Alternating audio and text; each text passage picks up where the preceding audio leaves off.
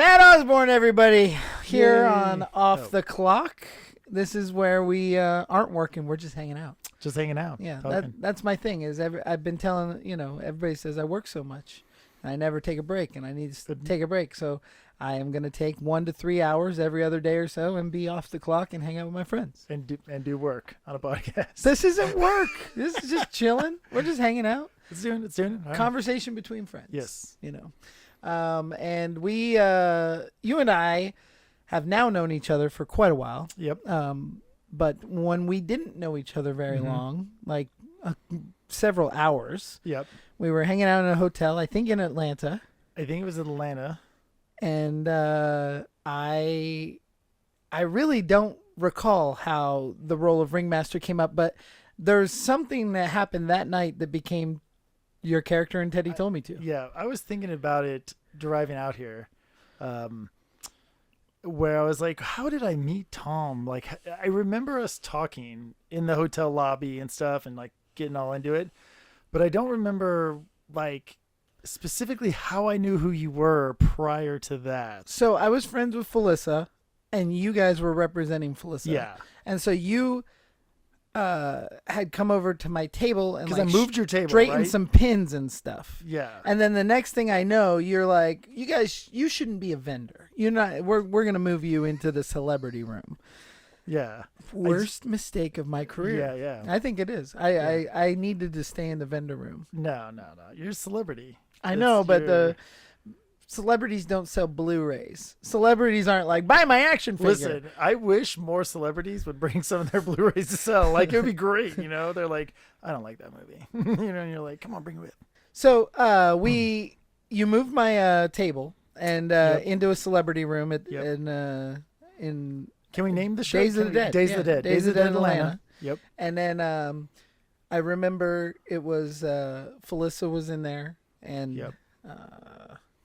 Man, I don't know. Tom Matthews Tom Matthews was one, and I'm trying to think of who else we had. the Gremlins guy, Zach. Zach. Yep, Was Zach. to my left. Okay, yeah.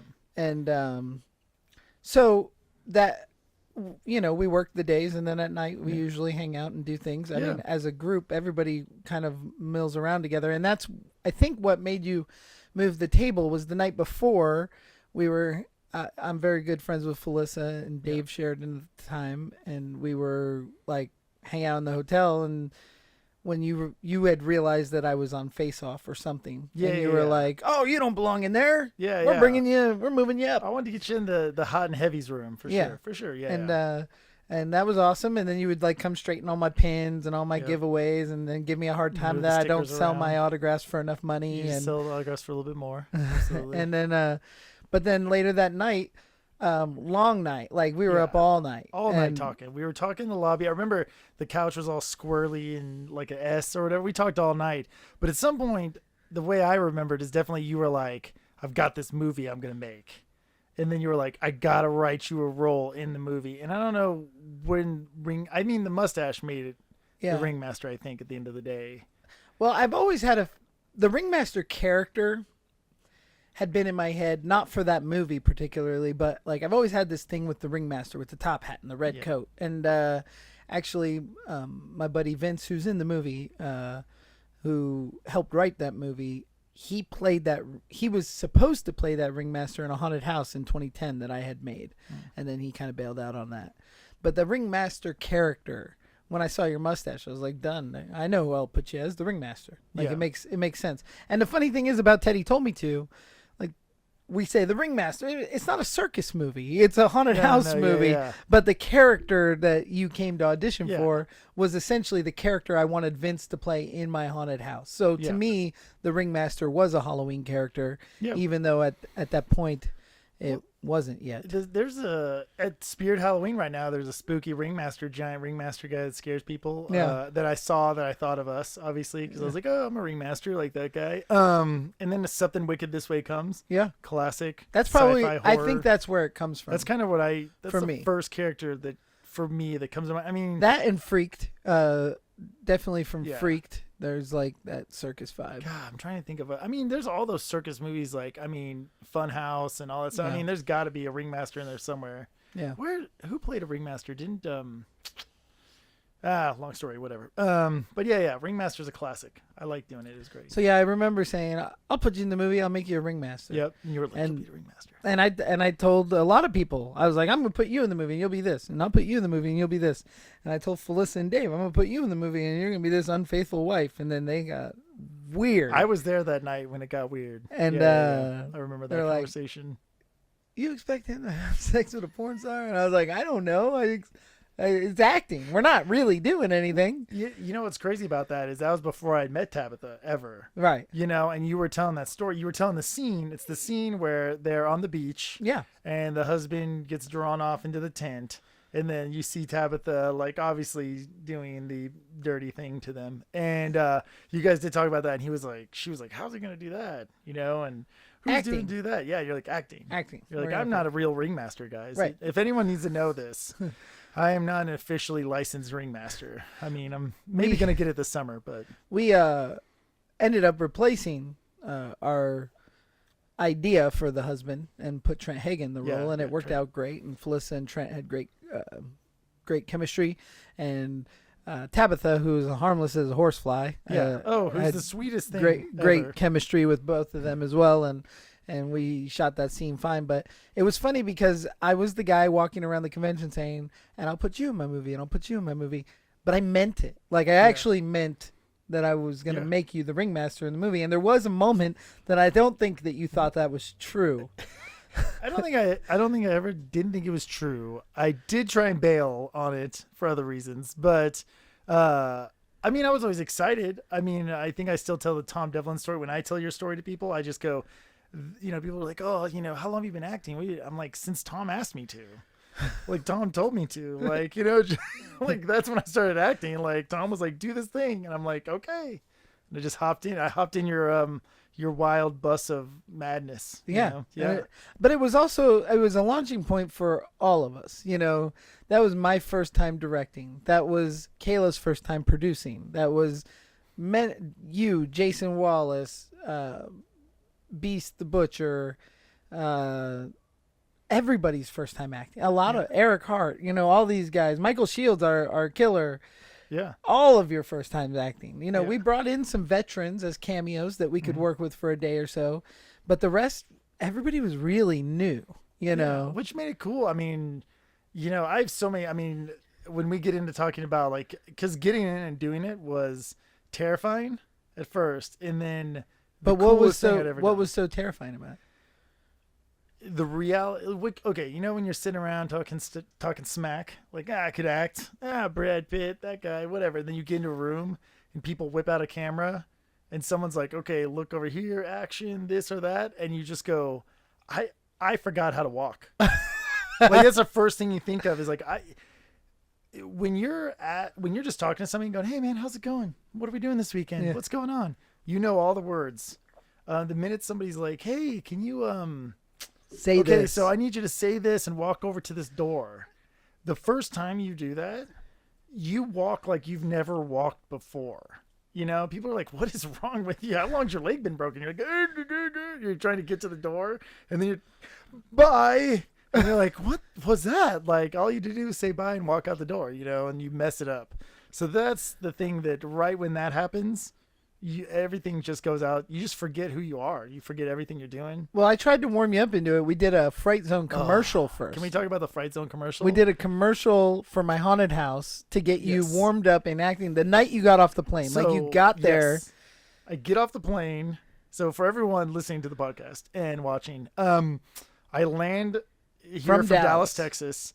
Land here. I don't live here at the time. Tom comes and picks me up, throws me in the car, drives me out to his house. He's like, "What are you wearing?" All right, so I come over to the shop and I get some of his clothes. I throw them on, look like a homeless person. Go back over to his house, and we go in the backyard. And he's like, "Oh, we're gonna shoot this little thing for Fright Zone. You know, it's my haunted house. No big deal." Chris was there. Yeah. I'd never met Chris before, and I will say this: Chris is the sweetest guy and so nice. That night, I was like, "This guy's gonna kill me."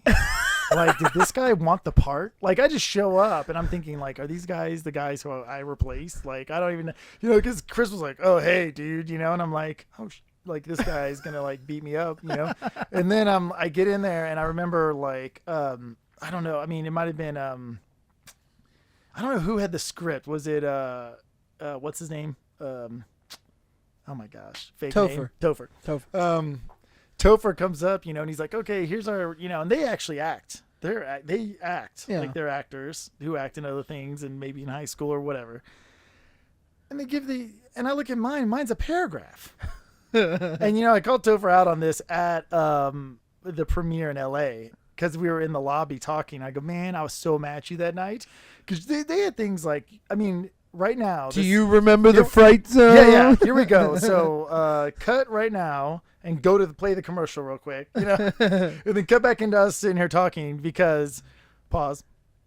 Okay, and it was so good. Yeah. Oh, that's hilarious, right? Yeah, I never acted, never memorized anything or whatever, and they really did. They were like, "Oh, the Fright Zone's crazy," and they blow the coffee creamer. We had coffee creamer in our hands, or we're like throwing it into the fire to make it expand. So mine's a real paragraph. Like I gotta talk about the squirrel guy, like that Chris plays, and I gotta Chippy. I gotta talk about Chippy, the killer chipmunk death thing. It's a whole paragraph. And Topher didn't believe me, and he watched it in that LA, at the premiere, and was like, "Oh, I'm sorry, dude." And I was like, "Yeah, dude, I'd never done anything like this." So I was so nervous, trying to impress Tom, trying to impress the other people there, trying to, prove my worth. And I'm sitting there and I'm panicking. And then we're throwing, and no one tells you this either about Vegas or Boulder City even. It's windy. So I remember that night the smoke's blowing back into our face after the fire. We're trying to throw coffee creamer. There's fire everywhere. And I don't know how I got through that. I don't even remember. Yeah. But do you think that made it easier to jump into the role of the ringmaster? I think that night it was a little bit better. I think the minute we got in there and we shoot that first scene where I'm like auditioning, because that was the first thing we shot. That was weird because I was talking to you. And, a lot of people don't know this, but I shot most of my stuff all by myself. I mean, with a very small group of us. Yeah, there was really not. Yeah. The rest of the cast was not there because we worked around your schedule. Yeah. And we weren't shooting those days. Yeah, I showed up real late. We were actually working on another movie called Bermuda Island at that time. Yeah. Well, we can talk about that too because we did some, oh God, what'd you call it? Glass? Fiberglass mold making. Yeah, but I was tapping it. What do you call it? Tapping Tapping glass. glass? Yeah. But so during the daytime, I was tapping glass and helping with the molds for those monsters for that movie. And then at night, we would go in and shoot the Teddy stuff. Yeah. But yeah, that first scene, it was weird because it was just you. And you were like, okay, cool. Like, just you're doing it to me. Like, all right. And you were kind of like, go. And I was like, go where? Go outside? Like, like, go what? And then it was like, then as we kind of warmed up, that first night, it was a little rough. But man, by the third night, I mean, I don't know if you remember this, but we were over in the haunt, and I was like, I want to keep going. Like, I don't want to stop. I remember I was like, remember.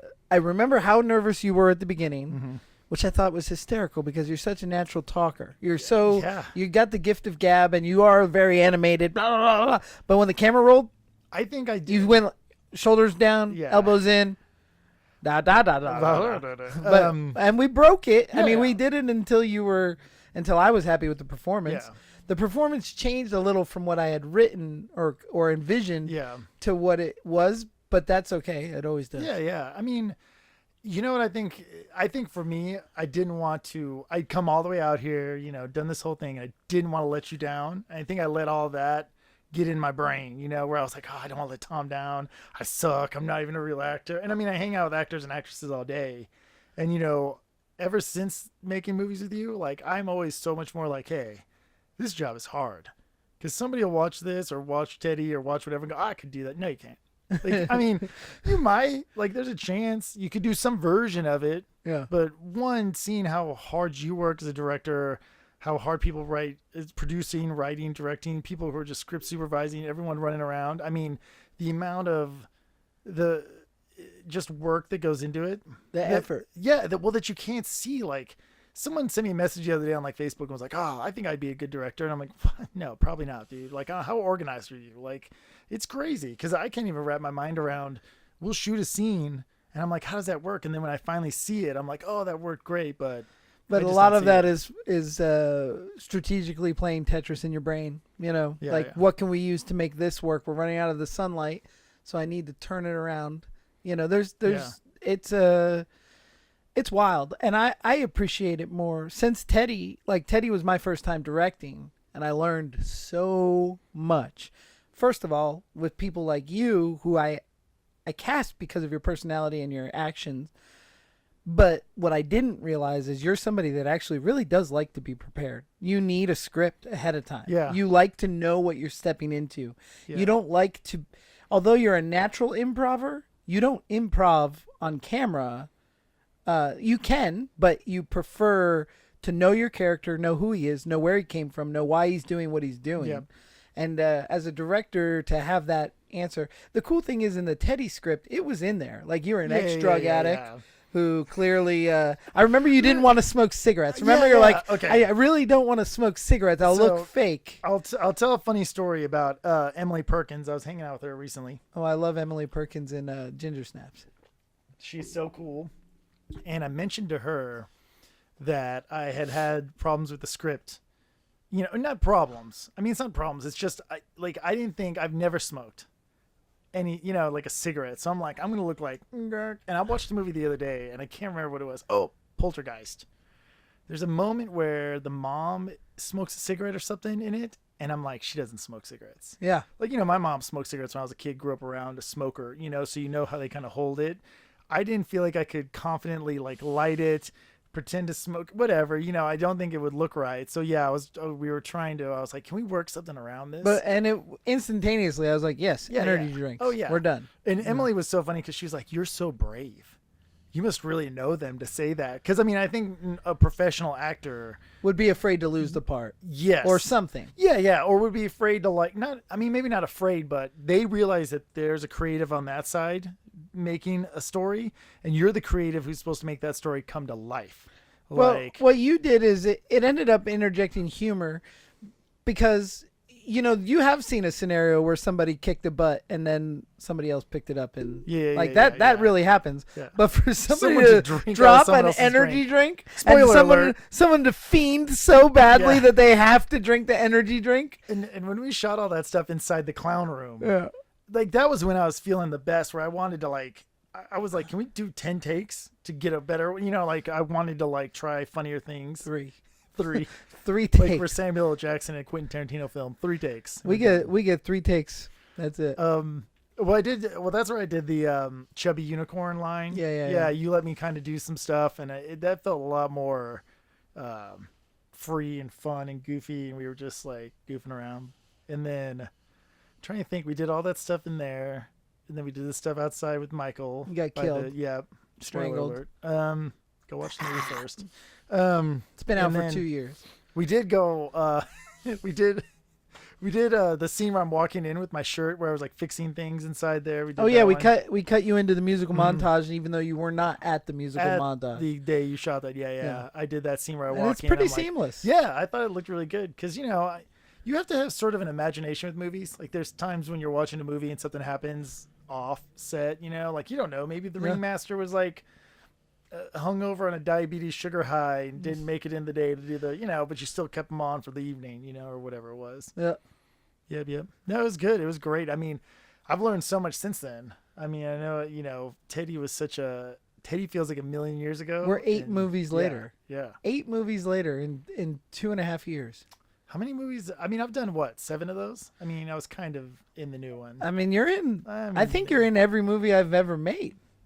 Was I in? Yep, Slaughterhouse. You're in Gacy. Yep. You're in Slaughterhouse. Yep. You're in. I guess it's been After all of them, Dark. man. You've been in all of them. That's crazy. So that's 8 films. Yeah. And then also, It Steals Your Skin. Yep. Which Waleed directed. Yep. Which will be, which I think was great. I think the stuff I did in that, I've never put so much work into being off book, basically. When I walked in, I was like, let's do this, that I did a lot of work. Oh, you did that for Waleed, huh? Thanks. I did really good. Thanks. I'm trying to think. I was really off book in the After Dark. You were great. You were great in the After Dark. Yeah. I was mostly background skating action. That is not true. Johnny is a main character of the After Dark. And Johnny hopefully makes into the sequel. Johnny has the coolest kill in the After Dark, and Johnny lives and says the last line in the After Dark. I do. I mean, you are. I'm in there. I'm a staple in that one. That is one of my favorite films, and I don't know. I've talked to everybody else. You know, we jumped into Teddy on this, but tell me about your relationship with Halloween growing up. Oh man. The holiday, not the movie. Yeah. Love Halloween. You know, I mean, I'm a big trick or treater, fun time. But I mean, my mom's a huge horror fan. Like now, you know, she'll tell you now that she's a grandma, like, oh, I'm not. But I mean, I grew up watching like Halloween or Friday the 13th, or I mean, all those scary movies. So I mean, Halloween was always an important thing. And then my mom loved to make costumes, you know, because her dad did. Her dad was actually in like Attack of the Eye Creatures, Mars Needs Women. He was in It Came from Hollywood. So he was kind of B movie actor guy back in the day. He was always like a jack of all trades. He was like a painter. That's an interesting thing because Yeah. you've kind of picked up the B movie It's crazy. legacy. Yeah, they make fun of my grandpa on Mystery Science Theater 3000. They do an episode where they do the Attack of the Eye Creatures, and he's the sheriff in the town that they call when they see the spaceship crash. They call him, and the Mystery Science Theater, he shows up, and he walks up to the army guys, and he goes, "What's going on in here, guys?" And they're like, "Oh, it was a weather balloon." And he goes, "All right, thanks," and walks off, and they go, "Nice investigation, Sherlock Holmes." Like, that's what they yell out. And I was like, oh, hilarious. But yeah, but dude, my mom, like, she made me a robot one year. I mean, I think it was like third or fourth grade. She made a robot costume out of a giant, but I was like, had knobs and buttons and stuff. And that was Ninja Turtles she made for me one year. So yeah, I mean, Do you have a favorite childhood costume? Okay, here's the two things. Those are my two favorites: the robot and the Ninja Turtle thing. The robot was funny because I couldn't sit down at the time. My mom had the Z28, and so I had to lay into the hatchback and just fall into the hatchback and have a so I rode in the trunk. I mean, this was 1986 or 7. You know, I was like 8 or 9. So I mean, it's legal for a kid to be in the trunk. But yeah, that one was hilarious because I think I got like second or third place in the school. I went up on stage and like I got a ribbon. The Ninja Turtle one was when the Ninja Turtles were hot. I was Donatello. I don't know why I picked. I mean, I think Donatello because the staff was the easier. And also weapon. the toy looks so cool. Yeah. The toy was like dark olive green. But we did. I remember cargo pants that we dyed green in the bathtub, and then like a shirt that was a green shirt, and then the way we made the shell was we did a giant punch balloon thing, you know, those bouncy, and we did paper mache and cut it in half and did a belt through it, and then painted it. That's cool. So yeah, that was cool. And then here's another crazy fact about me that's super weird. I want to say it's my 8th or 9th birthday. We had it at a cemetery. We actually, I kid you not, guys. This is super illegal now. My mom invited friends to spend the night, and they spent the night, and then my mom got us all in a car and drove us out to a cemetery. We ran around in a cemetery all night. That's awesome. Like that was what I wanted for my birthday. And I remember like, you know, I mean, thinking back to it now, that's so crazy, right? Could you imagine? I mean, we That's go cool. in Hollywood. We Yeah. do movie screenings at the Hollywood Forever Cemetery and stuff. Yeah. Like we used to go to. We did Rock and Roll High School out there on Johnny Ramone's grave. Well, we're probably the two bad parents because I'd be But like, I mean, "Oh, that's you're like gonna a take my kid?" community Yeah. event. Yeah. You know. I think nowadays most parents would be like, "You're taking my kid to where?" Yeah. And you're like, graveyard. It'll be great. It was so cool when you were a kid. My wife always tells stories about like doing etchings on the gravestones and stuff. Dude, I had true story too. We lived in a weird neighborhood in Garland, Texas, and down one of our alleys, it would open up into this little circle, and there was like 4 gravestones in it. In just I don't even know if it's Just still a family plot. Yeah, some right in kinda- the middle of a newer neighborhood that had been built around it. It Yeah. had a couple of trees, and we used to look. We used to go Poltergeist. we used to go on. We called them adventures. My mom did, and we'd go exploring. And we'd go down to creeks or riverbeds and all sorts of weird stuff. So we were always into that kind of, kind of stuff. That was pretty 80s outdoors, like Goonies and all that stuff, yeah. So you grew up a Halloween guy, and I've seen online a lot that you still do the Halloween yard decorations. Oh, yeah. And My go yard's all dope. out. Yeah. Check out the most mediocre on Instagram because I got some pictures on there. But no, man, I have a ton of, dude, everyone this year, because this is my second full year in Vegas, but I think it's my third Halloween. Yeah. This neighborhood now, everyone's coming to my door. Man, I love your yard. So cool. Like people are actually stopping when I'm out in it, putting stuff up because I have all these skeletons and buried in it and like tombstones. I do a graveyard. Because in Texas, we did a graveyard. My trick was I wanted kids to walk through the graveyard to get candy. And the first year I did it, it probably was like 4 tombstones and I just sat in the yard. And then it became now it's like, I mean, when I moved from Texas, it was probably like 30 tombstones, and my yard's a lot smaller here in Vegas. Yeah. So, but yeah, I like to be a little spooky. I like to get the kids involved. Do you find like a kismet kind of meant to be that your first film, your first like your breakout role, takes place at a haunted house, and it's like a Halloween lore movie?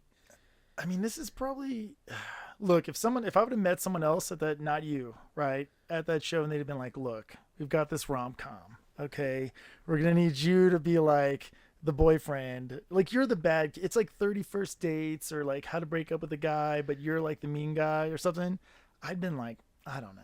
Yeah. I probably would have been like, I'm going to block them when I get back home and not talk to them online, and just be like, oh my God, I'm sick. I can't, I've got COVID. But I think when it was, a scary movie, I believe, is like that classic, like everyone can relate, because when you watch a scary movie, it either scares you, it makes you laugh, or it's like, you say, what would I do in that scenario? Yeah. I think when I watch scary movies, I find something I love about every scary movie I watch, but it's because I put myself in there and go, well, what if I was the ringmaster? Or what if I was going through this haunt?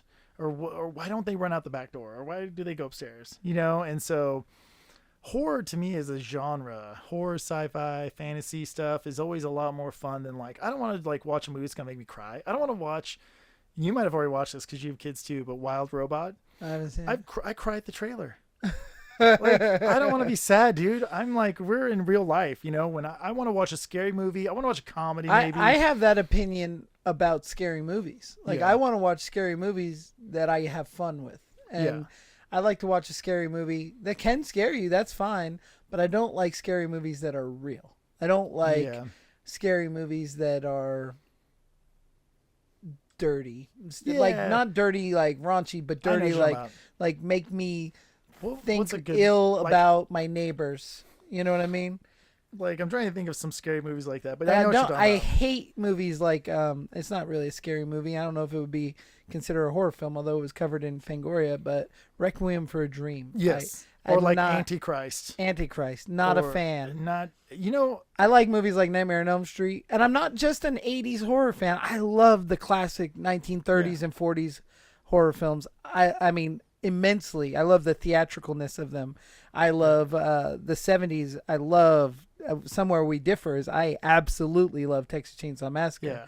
But I think Texas Chainsaw Massacre is one of the funnest movies ever, in a way that if I was there and could try to survive it, the adrenaline involved, because I don't believe that there's hillbillies out there eating people and cutting them up with chainsaws and selling them as barbecue. Man, speaking of movies, like I watched Wrong Turn the other day. I love that movie. On. I love that movie. Super good one too. Like when they're hiding under the bed. Yeah. I mean, you think like, oh, like just run. No, and under that table when he's pacing around in the kitchen. Yeah. And the makeup effects are awesome. Stan Winston produced that film. Yeah, that's a good hillbilly one. I love that movie. I'm with you on that. Like, I think Texas Chainsaw Massacre, because I'm from Texas, was too real. Yeah. But I remember, that's one of those movies that I saw probably too young. Yeah. And I've heard that a lot. And too. not like I'm sitting on the couch and my mom let me, but it was the 80s, where like I could sneak out and I'd be behind the couch and like, she'd be watching it with friends or whatever. And I feel like that's one of those movies where I watched it too young. And so I always look back on it. Like I was telling you, I watched Poltergeist with the kids. During this week, I've kind of been we picked Poltergeist 2. And they were like, oh, this is silly.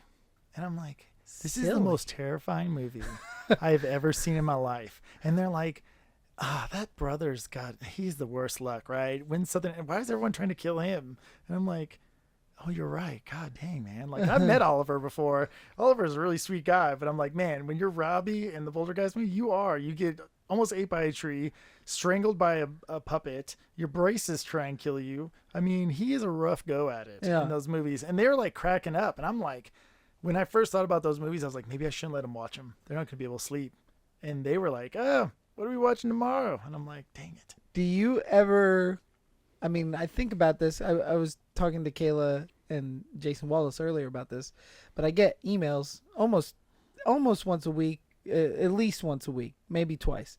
Oh, I just saw Teddy Told Me To on Tubi. This is incredible. Oh, I can't believe you guys made this. This movie is the movie I've been waiting for, blah, blah, blah, blah. I get all these like little fan letters. But can you imagine the dad that's like, his kid just turned 13 and he's like, I'm going to show you Teddy Told Me To. And then they're going to see this Halloween slasher film on Halloween. And I was kind of saying that earlier too. I feel like this is a movie that deserves to be watched on Halloween. It takes place in a haunted house. It's all encompassing Halloween. There's jack-o'-lanterns, there's costumes, there's all the stuff. But as the audience grows, it'll be awesome to see in the upcoming years. Like, does this become an Ernest Scared Stupid and a Trick or Treat? Is this one of those movies that they watch at Halloween? Like, it just takes those kids in high school going, oh, but you guys got to watch this. There's a slow motion. He just smashed this guy's face with a hammer for like 30 seconds, Yeah, I get a lot of people where I'm like, hey, you need to watch this movie. And sometimes they're like, oh, I've been watching stuff. And I'm like, no, watch this movie. Because, me and you too, I almost do it for work. But, I watch a ton of movies all the time. Sure.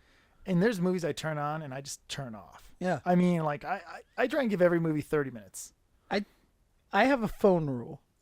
If I put my phone on the arm of the couch, if I look at my phone twice, then I'm out. Yeah. If I can make it through the movie without looking at my phone, that's awesome. But that being said, any movie that has been finished and is available for me to watch, I commend the filmmakers tremendously, because the amount of work it takes to get there, which is why I really try to give my undivided attention of not looking at my phone. But if I catch myself looking at my phone, like not if somebody calls or something, but like, that just you get that nervous tick.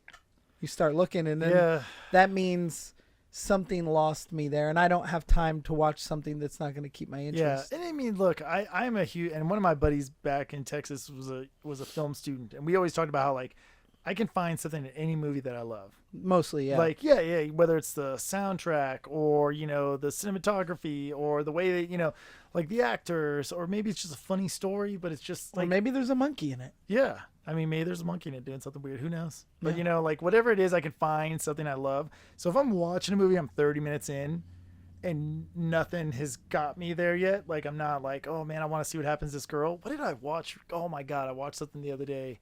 And the thing that blew my mind was like, oh, it was that new Cuckoo movie or whatever that's out. It's some new, it's like a foreign horror movie. No diss on you guys. I love the movie's actually great. Watch the whole movie.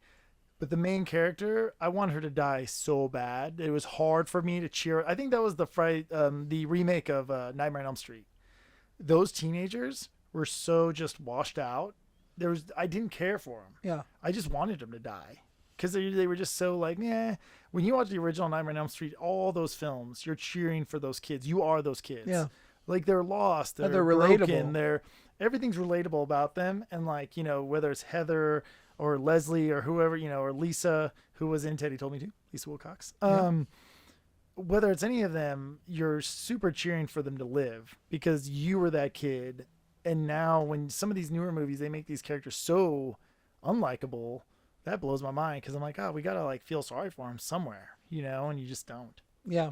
That always blows my mind. The thing that I always strive to do when I'm making a movie is make the characters relatable, both the villains and the heroes. I want people to root on both sides, and like Teddy's whole thing is he's kind of on like a mission of infidelity, right? Yeah. Like every person that starts to die off, it begins with infidelity or like moral encompass, even if it's an energy drink, you're stepping back into your bad habits. And I don't know. I play with the slasher rules a little bit, but I love movies like Sleepaway Camp 2 and Friday the 13th 4, which I've compared this movie to many times. And it's that like, you got the moral compass that you have to stick to, but you root for Jason and you root for Angela, in both scenarios. Yeah. And I want you to root for Teddy when he's killing annoying people. But I also want you to understand those annoying people's point of view of like that. I want everybody to root on both sides rather than just hate. If you just hate on the casting, you're going to have a hard. Yeah. That's how I feel about Hostel. Like, I really don't like the villains and I don't like the heroes. There are no heroes. That was the, what was that like? That was a big genre, like became torture porn. Yeah. What people called it. And like, because when those movies came out, they were kind of exciting. Yeah. And you were kind of into them, but it was, once I got past the second one, I was like, all right, like, I got it. Like, that was cool. I don't want to go to Europe. We made a movie in retaliation to Hostel called The Trek, where it was a little more like Hills Have Eyes, but still torture porn. But the thing is, you kind of rooted for the heroes, but you rooted for the villains, and then in the middle it gets muddy which is which. Yeah. But I think they could have done that. I think there was a weird craze in the early 2000s with the kind of like unlikable cast. Yeah, yeah. You know, well, they were paying to get to kill these people, so they were kind of like, like rich sleazy, assholes. rich douchebags. Yeah, like billionaire douchebags. Yeah, like you don't like those rich college kids, and you don't like these rich billionaires that are paying to do it. So it's why can't you like the? I mean, man, it's bizarre because it's not about the time frame either. It's not like, oh, it's these 80s or 90s movies that we're real into, or because I mean, there's movies like, I mean, I love Behind the Mask: The Rise of Leslie Vernon, right? You're cheering for those college kids filming, it's you're cheering for them, and then you fall in love with, Leslie. I mean, you just fall in love with Leslie because you're like, oh, this guy's cute. This can't be real. And then the movie starts and you're like, oh, who do I want to win? Like it is pretty. And even Jason, those people deserve it. Yeah, they let him drown. Exactly. I mean, look, Freddy. Okay, he was doing some bad things. It's hard to root for Freddy until they add all the slapstick humor and kind of forget about his. Yeah. He had a pretty dark side, but still, he didn't get a fair trial, and he was burned alive by their family. So he might have gotten off. We don't know. Did he kill him? did he kill him? Like, we find that. Look, Freddy's Dead's one of my favorite ones, and that's actually the one that really Freddy's says, he was a child killer. Because the rest of the time it's always kind of back and forth. Like, was he really? But he was. They could have done a whole spin-off of that, man. Yeah. They could have done a young Freddy movie. That would have been sick. We were talking a little bit earlier, and I think it might be time to think about a Teddy Told Me To sequel. Oh, yeah. And then does the ring... What happens with your character? You're gone. I just want you to keep bringing me back as other characters. Like what's his name did in the Victor Crowley, the Hatchet franchise. But same thing with Return of the Living Dead. Oh yeah. He, so I mean, I could do that. I mean, that's my pitch to Would you. you shave the mustache? Yes. Okay. Yeah, totally. I can grow it back. That's or I could always just. You're like, why does that 7-Eleven guy have a mustache? It'd be great. Like, why does that guy have a curly mustache? But it would just make you less. No. Distinctive. I think I'm down. I like doing these movies. Yeah. I mean, thank you for putting me in these movies. Thank you for giving me this opportunity to come here and talk. I've loved it. Like, I mean, and I've worked on my acting skills and like so I'd love to do more stuff. I mean, I'm sold. I remember after Teddy driving you to the airport the night of, you're like, I don't want to go home. I just want to do this. I want to do some more. And you're like, I'm going to get in acting classes. I'm going to take this serious. Dude, I follow like a lot of different acting things on YouTube and stuff and watching. I haven't gone out to do a physical class, but I mean, it's been fun just... Man, I wish I could. I should next podcast. I'll be like, hey, these are the guys to follow on Instagram because they're great. But there's a lot of I found a lot of like acting technique workshop things, like how to memorize your lines and how to go through this and how to do that. And so, now it's just about what's the next Tom Devlin movie that I can squeeze into. I mean, Teddy's great. I mean, it sounds. I mean, you talk about it. At every convention I see you at, I hear you talking about Teddy Told Me To. I talk about Teddy because here's the deal. Teddy's a great movie. If you haven't seen it, go out and watch it. We haven't ruined it for you. It's great. But not only is it great, but it's watchable. It's fun. I mean, we talk about like one of my favorite horror. I mean, Freddy's Dead, The Final Nightmare. Then you go into like, I love Behind the Mask: The Rise of Leslie Vernon. Club Dread by the Broken Lizard guys. I mean, these are some of my favorite movies, and they're dark comedy slasher. Like, I love the old Hysterical movie. I talk about that all the time. All of my favorite movies tend to lean a little more towards some comedy, some slapstick. The funny thing is, I was talking earlier, I never, ever intended for Teddy Told Me To be funny. But Teddy just has... But it is funny. You created these... And I think that's... And I mean, not to, pat you on the back too hard, but I think one thing great directors kind of do, and writers, and when you're working with something is... You just start taking what it gives you and you make it into something like, I don't think E.T. was supposed to look like E.T.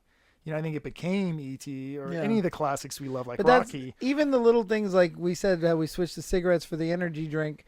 It's really funny when you're afraid to grab that energy drink. Yeah. You know what I mean? And that Well, and just like wasn't in the when script, you're but the it's angry funny. guy coming through the line. I mean, but or I mean, all the little silly things I do, but like the evil Ned, Yeah. like character, perfect. We need to do a spin off of that. I'm still pitching that. I mean, I want to do that would be the best spin off of a male Elvira character that's like. I mean, we could make it funny where he's like kind of sexually harassing everyone who works for him, but not really. Like, it's kind of his vibe. It's kind of like snappy. Yeah. Like, I feel like there's a story there. Evil Ned. I don't know how aware you are of this, but Evil Ned was based on. I mean, not based on. I wrote a role, just like I told you. Hey, I'll put you in a movie. I had a guy reach out to me. He said, "Hey, can you?" Had two different people reach out to me and say, "I want to be in your movie." I said, I'll write you a role because that's what I'll do. And I wrote this one for this local Vegas horror host called the Sinister Minister. And on the day of the musical montage and building the haunt, he didn't show up. No call, no show. And then he had a big role in the movie. Like there's several pages of dialogue and scenes that were written for him, taking our page count down, which takes our time count down. So I couldn't just cut him out. And I looked at my wife and I thought, well, we can't call him the Sinister Minister because that's actually this guy's name. Yeah. So what we will do is call him Evil Ned, playing on Evil Dead, because I thought it was funny. Perfect. And we'll fly my buddy Josh out and put him in it as a cameo because he's a Plan 10 alumni from the very beginning. He was in Legend of the Sasquatch and he wrote Halfway to Hell, and he's in the Trek. So I put him in. And he flew out with his wife, Becky, and they played Evil Ned and his babe. He was supposed to have two babes, but we only had the one. One babe. And but that snapping the character is kind of legitimately the Sinister Minister. Like he's not much different. Down to the point that I put him in a 63 Cadillac hearse, which the Sinister Minister drives as a daily driver. So and of course the hearse didn't work, and we had to push the car, but whatever. It's so funny. And there are people that hate Evil Ned. And they're like, Evil Need? And I'm like, no, it's Ned. Like dead. I think it's funny. And that did add humor because he's wearing the wig and he's got the makeup. Yeah. But that just came out of, we can't lose those 6 minutes out of this movie. And then the other guy asked me to put him in a movie. I'm not going to mention his name because I don't speak highly of him. And then when I did, he read the script and he said, "Oh, that's all? I'm just in that much?" And I was like, you asked to be in it. I just wrote you a role. It's a good role. Yeah. He has a fight scene. There was all this stuff. And he was like, got real on me about it. And I was like, okay, well, and he wouldn't do it. So then I gave his role to a good friend, John Ward. And John Ward came out so graciously and played the role perfectly. John Ward is not a bully and not a tough guy, but he acts like one the whole time, and he gets a good death. And instead of the big fight scene between the wrestlers, because the other guy was a wrestler, I was gonna have a really good fight scene with the two, with Sin Bodhi and Beast and this victim. They just spun him around a couple times and threw him around, but it enters Teddy, and that it worked so perfect. For everything that went wrong, everything went right. Yeah, and, you do with what you got. Right. I mean, you had a lot of people. Look, I tell people that all the time. You kind of introed us into the story where, like, people be like, "Oh, I'm trying to shoot a movie, but no one will come out." And then I'm like, "F them, dude. Like, they don't want to come out and be in a movie. Yeah, screw them. Like, screw. If you are too busy to come out and be in the movie, then it's not for you. This isn't for you. No, like, it's not for you, and that's fine, and that's no dig on you. But and also, if you need, in a situation that we're in where it's a bunch of friends making art for fun on the weekends, if you need to make your day rate, that's fine. This isn't that environment. Yeah. And not because we're being stingy or assholes or whatever. We would just rather feed the crew some hot food than pay you your day rate. Yeah. So everybody here, we're just having fun. We're just having fun. I mean, because when I'm at conventions, I meet a ton of new filmmakers or guys who've made movies, and one of the things they'll ask me is like, "Oh man, how do you guys get everyone to come out?" And I'm like, "Dude, I come out." Like, I mean, there's been times like Slaughterhouse on the Hill. I was traveling and working, and you were like, "Oh, can you make it?" And I was like, "Dude, I can't. Like, I'm literally strung Yeah, out." you And I were. would never say no to you. Like, So I'd never. I combined two characters Yeah, to yeah, one. yeah. And then you just hit me up, and you're like, "You're here right now, right?" And I'm like, "Yeah." And you're like, "Come out right now." And I mean, of course I did. I just got dressed, came out. I was like, "What do you want me to wear?" Yeah, and it we worked. knocked it out. And Yeah. it's a fun scene, and it's the opening of the movie. And but that's the thing. You're not pretentious about whether or not you're the leading role or if you're just included. No. But you always show up, and you always do your best, and we always have a good time. Like, you know, it's about leaving. I mean, look, this is gonna sound so cheesy, but it's about leaving something for my kids. Like, I can watch my grandfather in a movie. Like, I have Attack of the Eye Creatures. Like, I can see him. He's passed away, and it's like now, like, my grandkids will eventually, even if they'll be, oh, my grandpa was in these like bunch of these weird movies, like, and throw them on, and they can see me and hear me, and I mean. Well, that's pretty magic. I mean, look, I know people are like, I want to get paid, and it's my time, and it's the world we live in now where everything has to be monetized. But it's like, hey, you're doing something. And I tell people this too about you, Tom, because people sometimes ask me like, hey, I want to be in a Tom movie, or how can I get it, or should I be in a Tom movie? And I'm like, here's the thing about Tom. He's going to make that movie. Yeah. He's not going to film you and bring you out for a whole week or for 4 days and film you a whole bunch and make you say stuff and make you be cold, and then you never see that thing get made. Oh, right. Tom's on his butt, putting that movie together, editing it, working on it, getting it out there. And, no matter what, that thing's going to see the light of day. And that's worth a weekend. Completion right? is key. Yeah. And I owe that to the people that volunteer their time so they can show their family members and their friends. The thing is, your daughter, one of your daughters or your son, may have a kid who ends up being that horror kid, that little horror weirdo like us that grows up loving horror movies. But he can say, my grandfather was in this movie, which means I can be in a movie as well. Absolutely. I always say that when I was like 15 or 16, I went to my first horror convention. It was Chiller Theater in East Rutherford, New Jersey. Yep. And I met the first two celebrities I ever met were Gunnar Hansen and Kane Hodder. And Gunnar Hansen wrote on my poster, "You're next." And at that time, I thought, because I'm a victim, right? Yeah. But now I understand. Yeah. I was next to be in the position of making movies. But also, Kane Hodder was so cool when I met him. And now, for those who don't know, I'm like business partners with the guy. We travel all over the world. I make him costumes he wears and blah, blah, blah, blah, blah. And we've worked on countless projects together. But as friends now, but that kid, if I could have gone to a comedy convention and met Woody Harrelson and Jim Carrey, my whole life could be different. Yeah. Because maybe, or like a extreme sports convention, and I could meet Jeremy McGrath and Tony Hawk. Yeah. My whole life would have changed. But at that time, I just knew these people from the TV. We didn't even have an internet, Oh, yeah. So the accessibility of knowing that I met these horror dudes meant that I could be a horror dude. I could do it. And then 25 years later, or 30 from that time, but we've become horror dudes. And and our movie stars two Jason Voorheeses, Felissa Rose from Sleepaway Camp, Lisa Wilcox from Nightmare on Elm Street. We got a little cameo from Papa Shango on the down low, and we've got all these cool people that we loved in this movie. Yep. And I say stars, but they're cameos, truly. But what they are is that's like the legitimacy that we're making real movies. You know what I mean? Oh, and you can watch them on Tubi, and they're on Blu-ray. And tell me about the first time you saw. Did you ever see the film before you saw the premiere in Vegas? Yeah. I came up one night, and it was when you guys did it in the theater in Tom Devlin's Monster Museum. You did it for like not the cast. I couldn't make the cast night because you did it for the cast, I think, one night, but you did it for like the crew. Yeah. Like the people who worked behind the scenes kind of. And I came up, and that's the first time I'd seen it.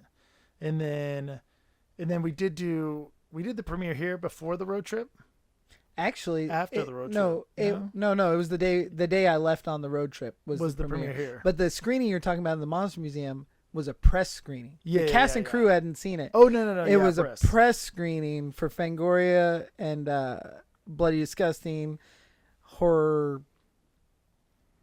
and that. There was a bunch of websites. Yeah. That's what it was. And I wanted to fill the theater, so I think I invited you and a couple others. I came up, and that was cool. And then, and then I saw it. I brought my Penelope came with me to the premiere here to in the Vegas. premiere in Yeah. Vegas. And how did it feel watching it in that sold out room, filled? Well, it's still crazy. Insane. Yeah. I mean, like seeing yourself up on a movie screen, a full-size theater movie screen, and getting to hear people laugh and shout, and it was incredible. I mean, that's why I would always come out and do it, even if it was just to be an extra in the background or whatever, just to have that opportunity, because it's such a rare, people always, like you said, people want to be the star. Right. Oh, my part's not that big. I'm like, we're on a big movie. Like we're in people's houses. Yeah. People can get on Tubi, and watch our movies. Like, just And turn they them do. on, and And there they we do. are. And there you are. And like, you never know who's watching it. Your ex-girlfriend, like your bully from high school, like whoever's like, what the heck? That's crazy. I mean, you kind of get, so, I mean, I don't even know how I could, I mean, it's kind of terrifying. I know I have a lot of clients who don't, like sit through their movies and watch their movies at screenings and Right. stuff. And I know why. Because when you're watching yourself on that big screen, you're like, that's not how you hold a cup. Like, what? Why did I say it like that? Like, do I sound like that? Like, there's a lot of that. But I mean, it wasn't even about seeing myself on the screen. It was about everyone's interactions afterwards. Like when we're leaving and people are coming up to you going, oh my God, that was great. You were hilarious. You looked so cool. Like, that's even better than seeing yourself on the screen. There was something very cool. That first screening was completely sold out, folded over into a second theater. And like I had said this to Jason, we submitted to 20 film festivals and get denied by all of them. So I was thinking, nobody likes my movie. Yeah. I like my movie. Yeah. I'm very confident that I like my movie, but no one else likes my movie.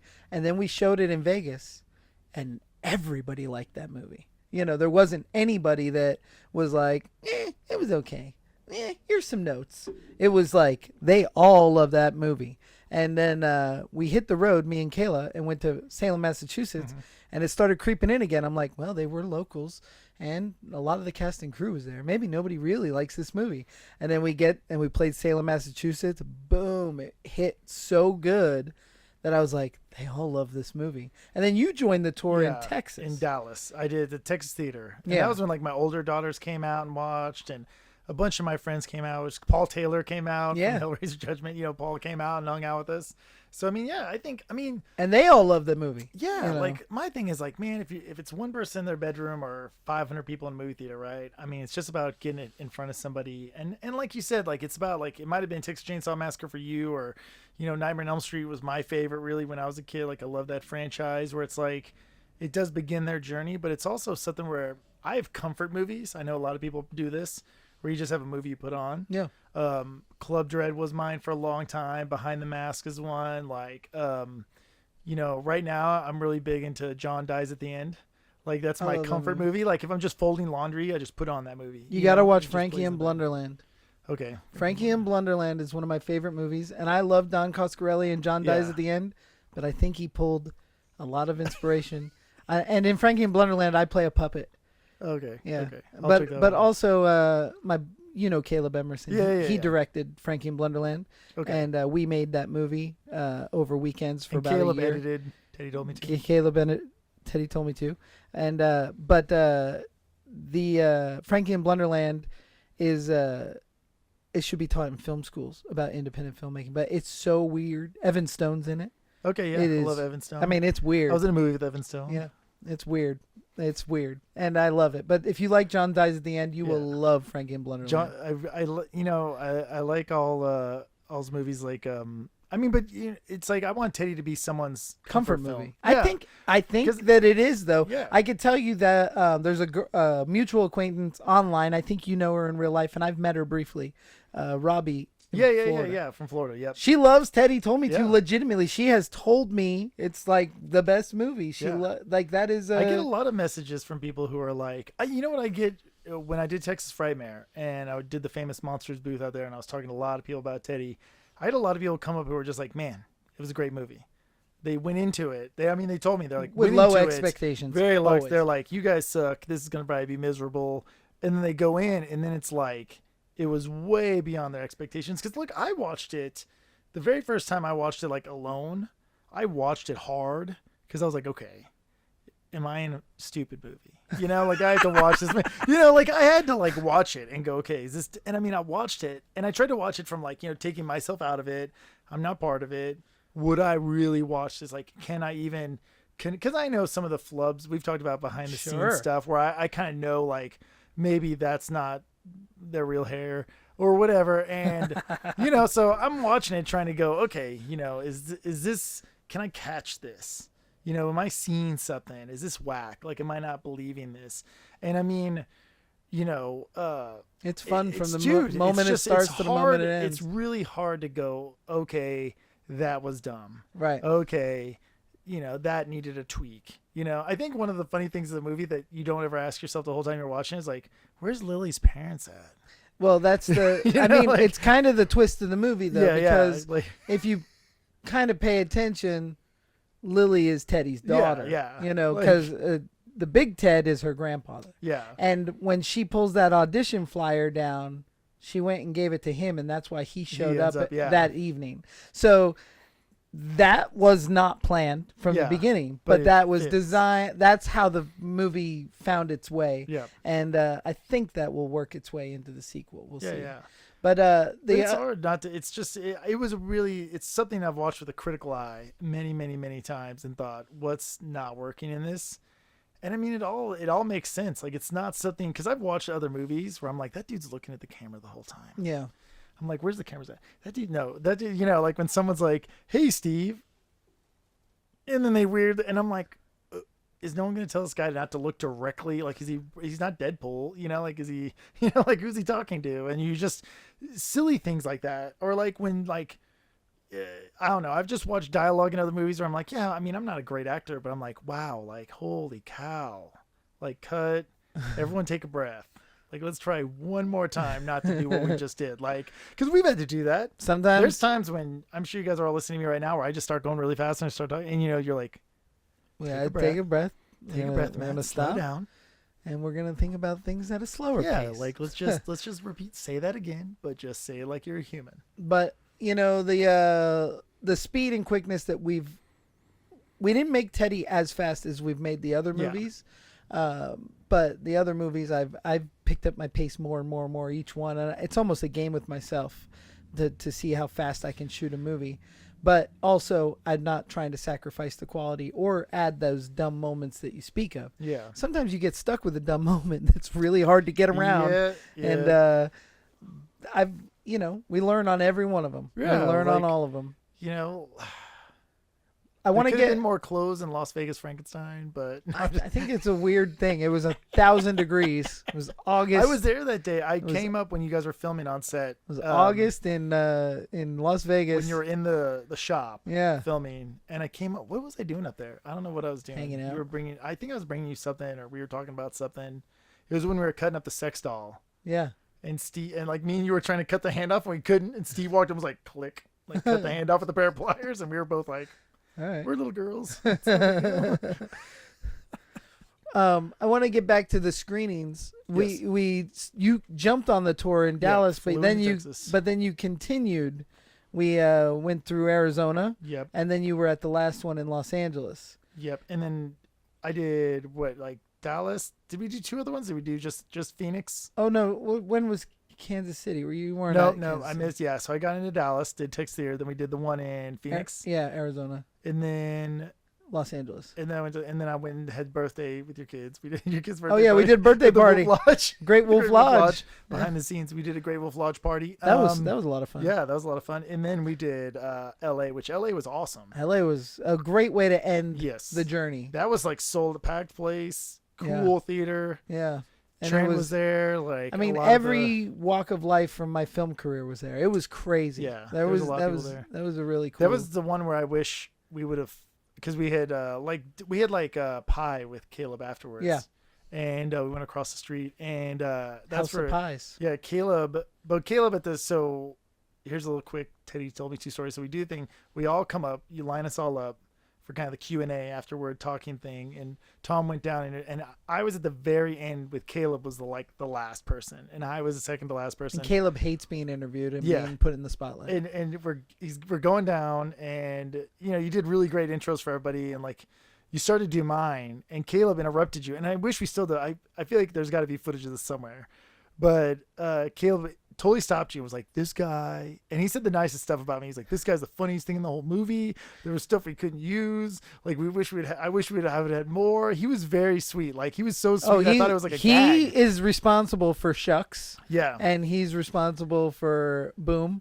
He could not stop texting me footage of Shucks and Boom, and that's why we put Shucks into After Dark. We've done some Shucks and some Booms and some other stuff. And Caleb hated Evil Ned. Man, he wanted to cut him out of the movie. I mean, look, Caleb's not right about everything, but he's right about me. Okay, which is really funny because I feel like Evil Ned was a character Caleb Emerson would have come up with. Maybe that's why you didn't like him, though. I think he's so. like, I didn't write. It's like, this Ned. is generic. This is my idea. This is Tom pulling from a Caleb Emerson vault. Look, I think we could make an Evil Ned. Me and Josh worked out half the script behind the scenes at the After Dark. Yeah. We talked about it the entire time. We sat waiting to do our stuff. We were just like, all right, so Evil Ned's like, it's a dude Elvira, right? But like, no one likes. You could almost do like Mistress of the Dark, but with a guy. Yeah. It's basically just, we wanted to do the whole thing like a spoof. It could have been. I mean, look, obviously we don't make shorts. Shorts. Make a movie, but you know, his could almost be like a TV show. Yeah, within a movie. Yeah. Like it's just like it's his show that he's doing, but we make it into this whole thing. We just break it into like all this that happens on his crazy show. Yeah, it'd be great, man. I think Evil Ned's just fantastic. Out of the screenings that you were on the tour, what was your favorite? Oh well, I mean, look, I'm biased. I mean, Dallas was probably my favorite because I mean it was friends and family and you know, man, I mean I had a lot of people come out from all over Texas that were like friends of mine that I remember the ones that drove like 4 hours. Yeah, that was Matt from Houston. Well, Matt and Katie drove up from Houston, and shout out to Matt. What's up? And Katie, you guys were great. And then my buddy Nathan, who was my skateboard buddy, film buddy, came out. And then, I mean, there was the family from Texarkana that drove down from Texarkana to I mean, lots of friends I met. I mean, Nathan I've known for, 30 years or something crazy. But, like, lots of those people I met at conventions, on the road, at different shows. And so, that one was definitely a home-based thing for me because we're in my hometown. I remember how you're mad at me because Tom's mad at me because I flew out there, guys, and I'm an avid skateboarding guy and stuff. I'd blown out my back. My back was just totally trash. I fly in, and I tried to fly in early ahead of Tom, and I got to my hotel room, shut the blinds, took a muscle relaxer, and laid down. And I was thinking, I'll get a couple hours.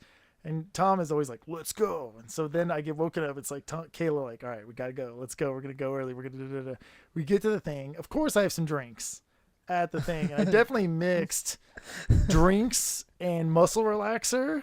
And so by the time we got into the van to go, I slept from Dallas to Arizona, like to Phoenix. Like, I mean, all the way. There was one time you woke up when I pulled into a parking lot to sleep for 5 minutes. And then you had to sit in the van awake while I slept.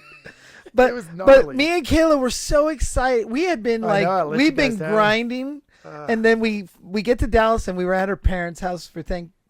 Yeah, Thanksgiving. Yeah. And we had Thanksgiving at her parents' house, and we were ready to like get back to it, and we were ready for that energy that you bring. I was gonna bring it in there, and we thought tell like jokes the whole time. We thought driving was gonna be so fun, and we would all find the biggest ball of twine, and we'd do something. And you just passed out. And first you puked. Yeah, then you passed Denny's. out. We had food at Denny's, and you passed out, and we just drove. I was great after that. The Great Wolf Lodge. Yeah, Great Wolf Lodge was great. Man. And then we got back to LA really late. We stayed at my house. You Ubered home. Then I picked you up or something. Yeah, you picked me up on the way because I'm on the that side of Vegas. I'm on the heading out to LA. And then we went to LA. And LA you did almost leave me at a gas station. Because I drive by the same gas station. I was in the gas station, and you guys started to drive off. And then I think it was Kayla who's like, Matt's still in the gas station. I was like getting snacks. Because it was all of us in the van. And then I think that's when I switched and rode with your wife. Yeah. Rode Lola. Oh, right. Yeah, that was at Kingman. Yeah. But you almost left me at a gas station. But the road trip of Teddy Told Me To was unreal, and as much as I would love to do that for every movie we make, there's just no way it can't be reproduced. I don't think, and that would be. It was so much fun. I hope we do it again with something. I really Yeah. wanted to do something like that with the After Dark, but it's just so hard. I mean, it was an immense amount of work to put together, and I did it kind of out of spite. Like, we got into no film festivals, and I was like, I'll put on my own film festival. Yep. And Well, I mean, and we talked about it. You were like bummed on, like, you're like, man, we got to get out there and do it, and we did. We just went out there and did it. I mean, Yeah. like, I mean, that's kind of the Tom Devlin way. I don't know anyone who's getting this podcast for, it's Tom Devlin's way. Like, if Tom needs to get something somewhere, get it done, it's gonna get done. And so I mean, I give all the young filmmaker guys, like, they probably are like, Tom's like an illusion. He's like this thing. Because I'll tell them all the time, like, look, if Tom wants to be in a movie theater, he'll be in a movie theater. He'll figure out a way to get in a movie theater. yeah, Like, if you're at home and you've got a movie, guys, and you've edited it and it's a real thing and you're ready to go, it's very important. get it out there. It's very important for the cast and crew for it to go into a movie theater, because that's what we all know of movies. So when you get to go to a premiere at the Palms in Las Vegas, or the Art Craft in Indiana, or wherever you are, big nice movie theater, Yeah. like a real movie theater, everybody feels like, oh, it was so worth it. And then they all are buzzing, what's next? What are we doing next? What are we doing next? Yep. But there's a long process to filmmaking, so that year that they're all waiting, they kind of forget. Like, you just brought up a movie we did a year ago that I've never spoken about, really, and you're like, I can't believe that was a year ago. And I'm Yeah. like, I have to get that thing out so that everybody involved feels rewarded for their efforts. Because there's something so cool about bringing your family and friends to see something on the big screen with good sound, and it's we made a skateboard video back in Dallas, early 2000s, called Mediocre, and it was me and a bunch of guys, Shane Darnell, Jordan, Corey. Shout out to all these guys if they see this. Matt Greer, Justin Greer. We make this video, and the biggest thing was we wanted to show it at a theater, and we all pitched in and rented out the Magnolia Theater downtown, which is awesome. and showed it, and we did 2 screenings of it. And it's crazy because my brother might have been the one at fault, but someone like broke a beer bottle inside the second screening and they shut it down.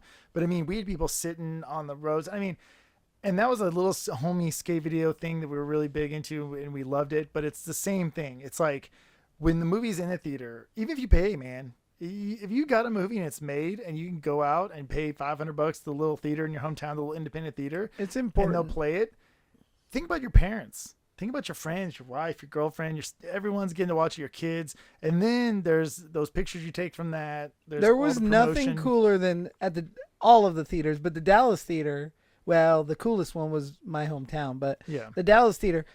Teddy Told Me To, with Tom Devlin. Oh yeah, and I'm like, on the marquee, the marquees. But when I saw the marquee in East Stroudsburg, Pennsylvania, the town that I discovered horror films in, the town that I grew up in, I was a little kid saying, I'm gonna make movies for a living, and people were like, you're gonna go to jail. And I was like, no, I'm not. I'm gonna make movies. I never forget leaving my English class and my teacher saying, you will fail. And I said, you will see my name in the credits of the X-Files. And I left. I was 17, moved across country. First job I ever had in Hollywood was on X-Files. And it's like, screw you. I wish I remember her name, because I'd say it, but I don't remember her name. But yeah, I mean, like, to go into East Stroudsburg, Pennsylvania, and see the Pocono Cinema with Teddy Told Me To, Gremlins. Like, they were doing a screening of Gremlins. I was just like, I mean, I've been at this for 25 years. I've worked on movies. I've worked on big movies, small movies. I've been to premieres. I've been to world premieres of major motion pictures. But to see that marquee saying Teddy Told Me To in my hometown, I was like, I fucking made it. Yeah. I did it, man. And nobody can take that physical media away, or the posters or whatever. Yep. I mean, it lives on Tubi and digitally, and that's cool. But like, the physical stuff is what's like, dude, we did that. And that's it's rad. I've gone out and signed autographs. Lots. I mean, I've had people come up and I mean, I had someone. I was just at the Morgan Crypt show in Albuquerque. Shout out to those guys. And a guy came up to me in costume, and I felt so bad because I was busy working. And he came up. He's like, "Oh man, I love Teddy." He had like a Days of the Dead kind of costume vibe on. He's like, "Yeah, man, can you come by? I'm a vendor." And I was like, "Oh yeah, man, And I didn't get to come see him. And I just completely forgot about it. Just busy with work stuff. And then I'm in the food court eating right before I go to the airport. And this dude comes up and goes, "Hey, man, I know you're busy. I'm that dude, I saw you in Teddy. I loved you in Teddy. I saw you in Las Vegas Frankenstein. I saw you. He's like, can I take a selfie with you real quick? And I mean, it was pretty surreal. That's part of, you don't do it because of that, but you do it because you're having fun. It's an adventure. I mean, talk about like, how people go glamping or go do what, this is cooler. Go do a movie. Like, go make a movie. Like, how crazy is it? And then when you do it, you get to have that adventure. You get to show it, and then whether one dude could have watched this movie and come up to me and be like, "I love this movie. It's been worth it. It's worth it." Like, I'd have been like, "Oh my god, that's crazy that I made your night one night." Yeah. And to think that really, thousands of people have watched. Who knows what? I think about, we've sold over 1,000 Blu-rays. Yeah. And that's physical. I don't even know how many How many digital. times people have streamed We've sold T-shirts. The T-shirt you're wearing. Yeah, We've sold. I wore the T-shirt. We've sold a lot of merchandise and action figures and this and that, and stickers and all sorts of but stuff. The thing is it was never about. The success for me is having somebody say, "I just loved it." I loved it. And that's what we set out to do. And that's why it was centered around Halloween, because everybody loves Halloween. That's why it was centered around like fun music and fun kills and hot babes and, like everything that I love in a movie. I tried to stick into this one movie, not knowing that I would ever make another one. But I'm hooked and I can't stop making them. Yeah, people ask me all the time, like, "Oh, what's the next thing you're doing? Like, what's the next movie you're doing?" I'm like, "I call Tom. I don't know." Whenever Tom calls me, I was like, we're gonna do, we'll do something. We're gonna do something. Like, yeah. Right now, we're gonna get through November and December editing what we've already got in the can, because we've got three movies that need to be edited. They need releases, and we're on it though. And we gotta have some screenings. I think the next thing is we gotta screen Nameless. I need everybody to see Nameless because it's so good and just so much fun. Yeah, and, I want to be a killer. If I have to kind of pitch some things, I think I'd make a pretty good killer. Like, why does Steve always get to be a killer? Because he's big. Yeah. Has Steve come in here and talk? Did he? No. He wasn't really in Teddy. He's an extra. Yeah, he wasn't. I met Steve during Teddy, and seeing Steve as an extra, like in the crowd, because he's in the scene where they're watching the Evil Ned screening outside. And, seeing him makes me laugh because now he's like, Mr. Plantain, Mr. right? Plantain, like the creature or the killer, But we had talked about it earlier. There's a lot of us that have filtered off, that didn't stick with the troop, right? Yeah. Like, it just wasn't for them. The pace, the money, whatever it is. But then there's this group that has really solidified into a family and almost a gang or a cult. It's like we really do have a group that we always have to bring fresh faces into because we can't just have the same cast members on rotation. I can't play a girl, but but at the same time, like, it's play acting, so we can put them in another costume and tell them to do something else. The way I look at Plantain, sort of in my mind, that it's always kind of been is like, it's like a bunch of dudes, bunch of friends, chicks, dudes, girls, blah, blah. We're this gang, we're this group. And then we're just going to make movies. And it's like, yeah, man, like we're not, I don't know if we're trying to win an Oscar, maybe. No, definitely not. Eventually. Supporting role. But it's all about just making fun, having, like that's what I'm saying. Like, what would you rather do on the weekend? Right. Like, if you called me up and I'm not working, I'm available, right? Like, and you're like, "Hey, dude, you want to do this weekend or whatever?" What else am I doing that's cooler than being in a movie? And that's what people ask me all the time, how do you get into them? How do you get into this? I go around in your town, someone's making a movie. Somebody's making a movie. There is a guy out there, a girl out there shooting a film right now in someone's basement, and you're missing it. Or your mom's house. Yeah.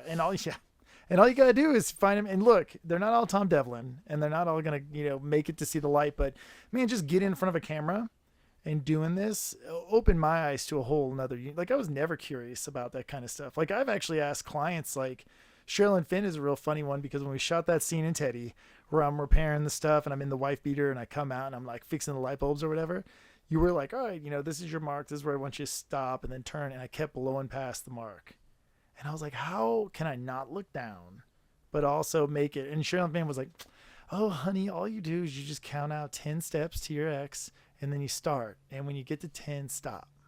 And I was like, acting is a real thing. Like, that was one of the first things where a client gave me a tip, and I was like, blown away. Because I was like, I'll never miss a mark now. 5 steps. Okay. So when I'm just walking, I'm just 1, 2, 3. In my head, when I get to 5, I just stop. And I know where I'm supposed to deliver my line. What an amazing tip. Acting's a real thing. Yeah. So, just getting out there and making a movie and being in a movie is it's either going to show you can't do it. You're terrified and it's just not going to work. Or, I mean, some people don't have a don't great time. have the ability to get past the nerves. And some people, they just don't have, like, there are people that are uncoachable. And that's tough. You have to be coachable. The thing is, as an actor, you can be as confident as you want. But no matter how good you are or how new you are, you have to listen to your director. And a director needs to trust the actor that he's doing what he's capable of. It's really a collaborative art. But there is definitely that thing where you need to be coachable. If you're told, hey, drop that cadence and let's say it a little more aggressive or a little softer, you got to listen to the guy telling you what to do, because we are looking in the camera and listening in the headphones and things sound different. You know what I mean? And it's your movie. So at the end of the day, it's like I'm trying to get. I don't agree. It's our movie. It's our movie. It's our movie. There's no way. It is our movie. But yeah, I mean, it's our. I mean, I say that sometimes, and I feel bad sometimes because people are talking to me, and I'm like, "Oh, we made this movie," and I'm like, "Well, I'm saying we." I can say that when you've done other podcasts, what bothers me is and you've done it on this one too. Yeah. You're like the Tom Devlin. But when you see, I want you to tell me who directed. Oh, I'm so bad at directors. Who exactly? So who directed Hunger Games? Oh, I don't even know. But who stars in it? That one real hot chick. Though. Yeah. What's her name? Heather? Jennifer Lawrence. Jennifer. Ah, fuck. Okay, so how about Pirates of the Caribbean? Who directed it? Man, what? I don't. But who stars in it? Well, that's what's his name? Johnny Depp. Yeah, Johnny Depp. Okay, so when they go on a talk show, you know who they talk about? Themselves. Johnny Depp talks about himself. Well, yeah, because Johnny Depp is marketing Johnny Depp. I'm trying to sell Tom Devlin. I know, but that's not your job. You're an actor. You need to sell yourself. So when you're on a talk show, you need to say my experience, my this, my that. You can say my relationship with the director was great. My relationship with the director was okay. But you cannot sit there and go, my God, Tom Devlin. Because that's my other job is promoting people. You're promoting the client. So, but you don't need to Tom you need to is be available for bookings in 2025. So if you're a Comic-Con or a horror convention, you want to bring Tom out. But you need to keep your got to keep Matt Osborn as the number one client when you're out talking about Matt Osborn projects, not Tom Devlin. Yeah. Although I appreciate it. Yeah. I look at this as a collective.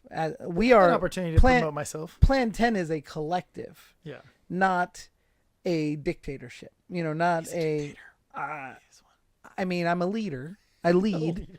And the reason I lead is because other people can't make their minds up quick enough, and they certainly can't act fast enough ever. But I do look at myself and Kayla and Corey Clear and you and Waleed and Ryan and Steve and everybody that donates their time and efforts to make this thing. That's not just me. Yeah. And I'm with you on that. And the more successful we get and the bigger things start going, then everybody will flourish from it. I don't know how or where or why, but we're just going to keep the snowball growing. And it is growing. I can't tell you. Teddy told me to. I was like, I cannot wait to see somebody cosplay Teddy. I haven't seen it yet. I saw it from my face-off days. Like, I've seen Teddy cosplays, and there are Teddy cosplays out there from when I was on Face-Off. I have not seen it from the movie, but there are like 14 After Dark tattoos out there. Yeah. And that just blows my mind. Yeah. And I'm just like, the cult status is different. It's a different world, but I just think there's something so humbling to see your artwork tattooed on somebody. Yeah, yeah. No, it's cool. I mean, like, any of the Teddy stuff, when I see people wearing the shirts, and like when we're out at different things and we see people like rocking some of the gear, it's always cool. Or if they already have the Blu-ray. We put out. Oh, remember when we were at the museum? Yeah. Well, this way. Where are we right now? No, it's that way. Is it that way? Okay. That way. We were at the museum and A Juggalo walked in. Yeah. And he was wearing a little Hatchet Man shirt. No, he had a Malenko. Oh, okay, Malenko that's what it shirt. was. And I said, Oh, he had a Hatchet Man like medallion on. yeah. Didn't he? Like, and he I gave him a whoop whoop. Yeah, and he he didn't like the whoop whoop, stink eyed really. me, and I'm like, but I am down with the clowns. I'm not a poser. I'm wearing a Monster Museum shirt because I work here. He was like, I wish we remembered his name and everything, but he was very like standoffish. Oh right yeah. At first. He was very. Well, I pissed him off the moment he came through the door. He gave us all side eye. I gave him the whoop whoop, and he just got pissed. But then he went back out, right? No. Or did he whip? How did he get the? He had the Blu-ray already. It was in his back pocket. That's it. But it wasn't just a Blu-ray. It was the limited edition Terror Threads Blu-ray with that image on it. Oh yeah. And so he kind of was shopping around in the store, and then he went through the museum and came back out and realized who we were. Yeah. Who we were. Because he recognized you and me. Yeah, right away. Because I was like, oh, I was in it. He's like, I know, you're the ringmaster. You know? And then he was like, I actually brought this. Can you autograph it? Sign it? And that was so cool because like he didn't buy that from us. He bought that online. You know. Yeah. And I mean, he brought it with him. Yeah. I mean, that's cool. I mean, there's one thing. And he was from Vermont. Yeah. Massachusetts. Somewhere. No. Lexington, Kentucky. That's it. Yeah. And he showed us going out to the Evil Dead house. Yeah. But he ended up being this super sweet guy, as most juggalos Turbo, are. nice guy. But he just thought I was ridiculing him when he came through the door. Maybe he just didn't notice. He didn't realize who you were. You know, and that's fine. I remember I told him, I said, I got my head cut off by Shaggy 2 Dope. And he was like, oh, that's cool.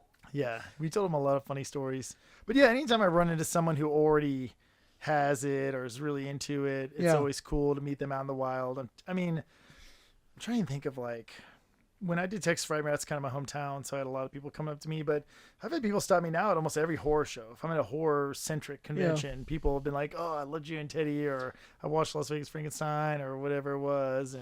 And so yeah, lots of fun stuff. And I mean, that was really before because the After Dark hadn't come out yet, right? When I was at Texas Frightmare, so I haven't really done.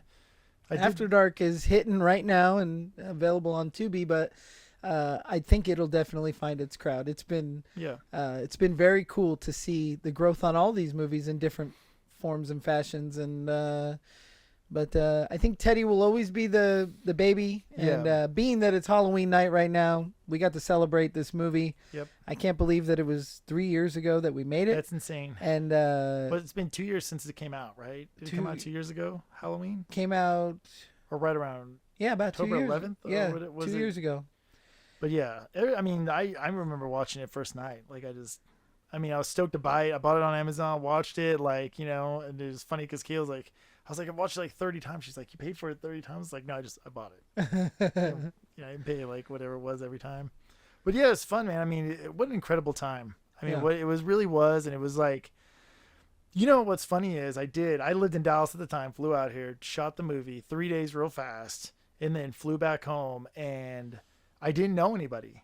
I didn't really know the Plantain alum now. You know, like everyone, you know, Jason and Steve. I mean, everyone that I've kind of Chris, you know, and everybody. I mean, I didn't even come in contact with any of them. Yeah. So it's been, you know, it's funny watching the movie because, you know, it looks like I'm friends with all of them and I'm in this movie, but I really wasn't. And then now I know all of them. You did interact with Daniel Rodriguez and his and his daughter. Yeah. Daniel has now passed away, but he was the clown in Teddy Told Me To. Yeah, and that was really the only actor that you shared screen besides, with. Topher. Yeah. Fake name. Topher, because he comes through with his Jason mask on. And he's like, you guys ready? And I'm like, I'm ready. We're going to do this. And I give the pep talk to the clowns. Yeah. And then we bang it out. But yeah, besides them, and I mean, Kamara was there, but she was like just doing sound. Yeah. Like, and she was there, but not like, I didn't share any scenes with her. Because that's the other thing you don't realize that's wild about working in film is now when I watch a movie and I watch a scene, I'm like, wow, they shot that over his shoulder. That's 12 shots. I'll count.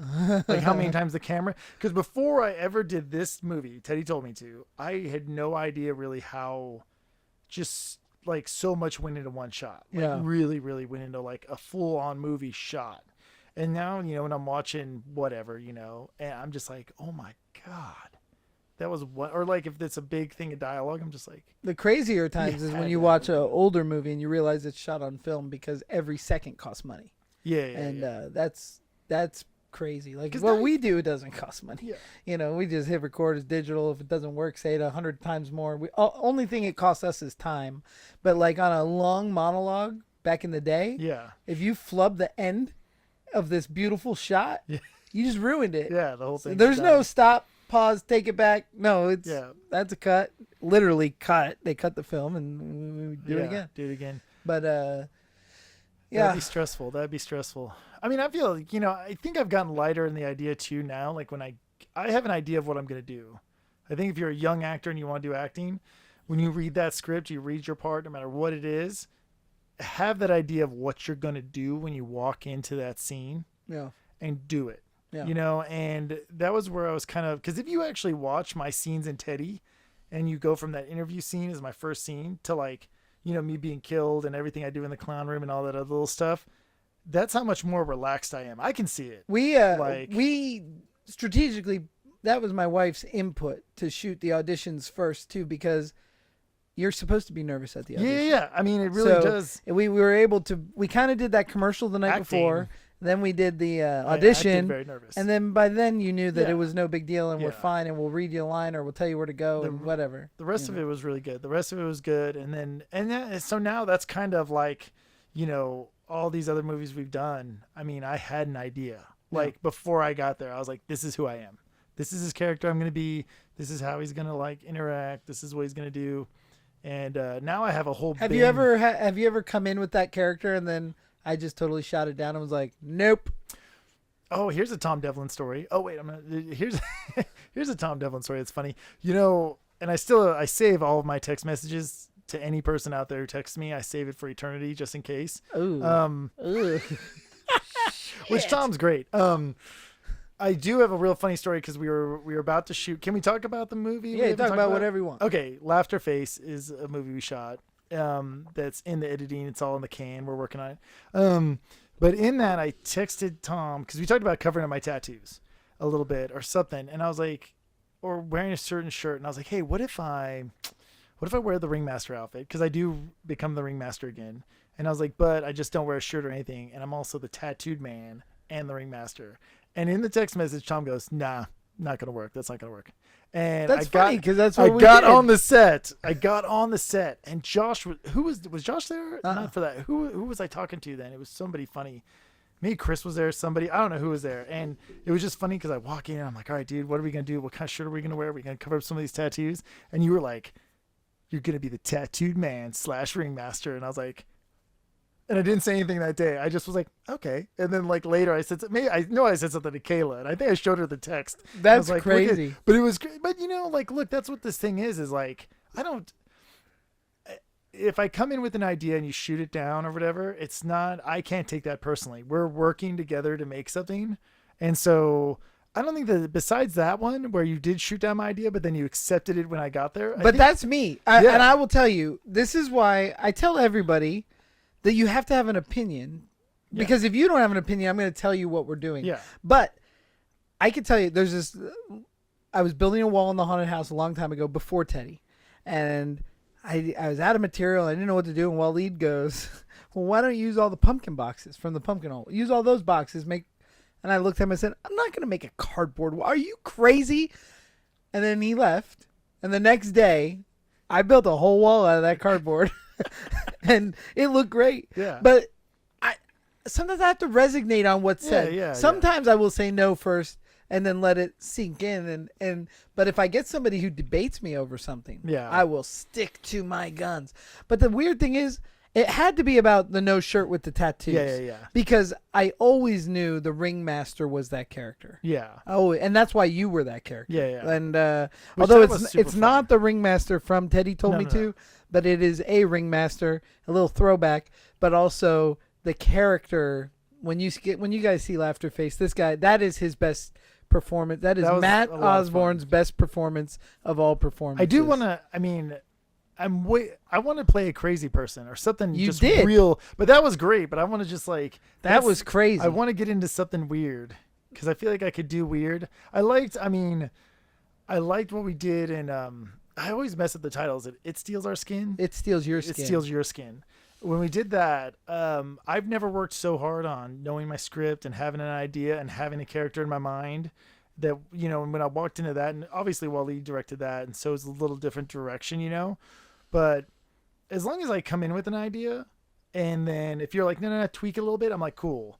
I think the not having an idea of what you're going to do is the worst thing you can have. Like, even if you know your lines, Yeah. but you're not like, who am I? Like when I was, the Chet, the sleazy agent, in Las Vegas Frankenstein, it's a small little thing, but it's like, I wanted to be kind of sleazy looking and like V-neck shirt, and I wore the gold chain and like all that, I was like, that's who I am, this dude Chet, like I'm just kind of like, meh, and so it worked out.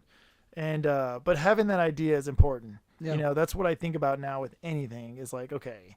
And that's why I get onto you sometimes where I'm like, hey, give me as much information about what you want to do so that I can kind of form this opinion. And then like, yeah, we'll work it out when we get there. I mean, you've always been, look, I think you want what you want in a shot, especially like you have the shot in your eye. I'm hyper focused and there's been times where you're like, just do this, and you're like, okay. And like, we just do it. And like, but I understand that, like, well, you're the kill in the After Dark, the skate or die homie kill. First of all, you asked if you could not say skate or die homie. We did argue about that a little bit. And I said, no, you got to. It's part of it.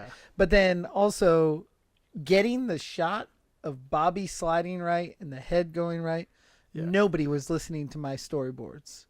Nobody was listening to my brain, and I just ended up shooting the whole thing. I took the camera out of Corey's hand, and I'll just do it. Because I know that that's a trailer moment. I knew what I was doing. Yeah. And it was. It is. But I'm not always right. And sometimes it takes me 45 seconds to an hour to go, yeah, you're correct. Let's do it that way. And you just never realize that when you're watching a movie, a line might sound cheesy when you're reading it. But when you put it in context with of the music and with everything, it totally works. And that's where the director works in that, like you're the one who's like, nope. Yeah, we're going to do it. And sometimes it's totally acceptable to say, yeah, you can have an energy drink. Fuck the cigarettes. Not important. You know what I mean? That one I was just super. I mean, maybe now would I have been more, with what I know now, would I have been more like, oh, I want to try it. Like, let's figure it out. I think I would have been more adventurous. Yeah, I think you were a little bit more nervous. I was nervous and I just didn't want it to come across. Because I watch movies. But it's funny now. Yeah, there's a scene in another movie that I like called Grave Encounters, and there's a scene where the girl goes, open this window even if it's just a nudge. That's the line, and I hate it. It's the only thing I hate about that whole movie, and it's because a nudge isn't like not a window open. Yeah, like nudging a smidge might be better, but it's like she should have just said just open the window even just a little bit or just a crack, but she says a nudge. And I don't know where that came from. It was a flub. She just said nudge, and it wasn't. But that drives me nuts. And I think about sometimes when I'm reading a line is I'm like, does this sound? There were times in It Steals Your Skin where I felt like it was like, it was too many words. Whereas like, oh, I can say a whole sentence in 4 words, But as long as that's something that still fits into your idea of the scene, most of the time you're not going to notice if you just shorten up the line. I look at the scripts as a blueprint normally, and I want my actors to feel I prefer them to feel natural over not natural. I had a hard time in Nameless when I was having to kill Jason with the knife, where I was like, how do you want me to I've never really slit someone's throat before, and I think that was still early on in that was weird, not to go off subject into another movie a little bit, but Nameless was a lot of improv. Improv, but I also shot a lot of stuff separate. I didn't shoot anything with anyone else. Yeah. So I shot a lot of stuff all by myself with just me and Tom, and that's great, and that was fun, and that all seemed very natural and cool. And then when we come to the scene where it's like, I'm in this scene with everybody else, it was all of a sudden like, I was kind of like, I don't know that chick's weird. Like, I don't know you. Like, it was I think the craziest thing about being an actor is like being able to just walk into a room, complete strangers, your part, and that was the thing where there's a lot of improv. And now when I'm reading my lines and learning my lines, I really do read the whole script and I read everyone else's lines. And when we did the After Dark, that whole first day was blown away because of the wind and the cold, and I was there, shouldn't even have been there because all my stuff got pushed to the next day. So I just sat in the back, but I knew every time someone was saying a line, I was like, okay, that's a scene where they're outside by the dumpster. Okay, he's a vampire now. Okay, like I knew everything that was happening, and that made it all a lot easier to work around. Yeah. Yeah. What out of all the movies, what was your favorite experience?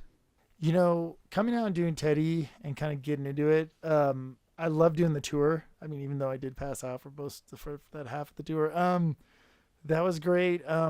As far as shooting scenes, I'm trying to think. Really, Las Vegas Frankenstein makes me laugh because that's when we did the whole after party scene, and there's so many people in there, and that was one of those things where movie magic. Because when I was in there, I was like, oh my god, this is gonna look crazy. Like, this is gonna be real bad, guys. Like, no one watched this movie, and then when you watch it, completely believable. I'm watching it like, oh, I get it, and then I'm still just like, I know where we are, what those tables really look like, and I'm like, that is insane. With a little bit of lighting and a little bit of movie magic, it looks like you're in a weird party, which that's where I met Kiki. Yeah. I'm trying to think. That was a lot of fun, man. Probably the After Dark. I think, hanging out with Gangrel and being up at the set the whole time. And that was really the first movie where I was on set, the 4 major nights we shot. I didn't shoot the rainy night and that stuff, but I think there was you guys shot maybe how many days? 6 days, maybe 6, something like that. I was there for the whole time. So, that was really cool to be on set the whole time. It was a lot of fun. But yeah, Teddy's always gonna have a special place in my heart as far as being the first thing I did. That was incredible and such a rad opportunity and I think fun. I think for me too. I think Teddy told me too. We'll always have a special place in my heart. And we're gonna wrap this up. Yes. But we'll go all night. Check out these movies on Tubi and stay tuned for more Tom Devlin's Off the Clock because I love not working and hanging out with my friends. He's working right now. I'm not working. Hey guys, it's Tom Devlin, and thank you for joining me on Off the Clock. I am so stoked to be taking a break from my busy life to sit down with my buddies and talk to them, and I love that you guys get to hear it. If you have any questions, leave them in the comment section, and we'll see you next time.